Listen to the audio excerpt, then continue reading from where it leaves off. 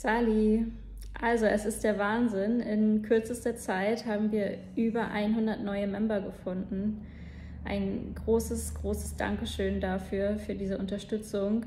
Ich freue mich sehr, dass das Team Ina wächst und die 300 ist natürlich immer noch das Ziel, aber versprochen ist versprochen. 100 neue Member gibt es und deswegen kommt jetzt auch mein auf Baseldeutsch verfasstes Gedicht. So, da ist es. Ich muss erst einmal reinkommen und die Kiefer aufwärmen. 9 Monate bin ich schon da. Nochmal von vorne. 9 Monate bin ich schon da. Nicht alles ist leicht zu verstehen.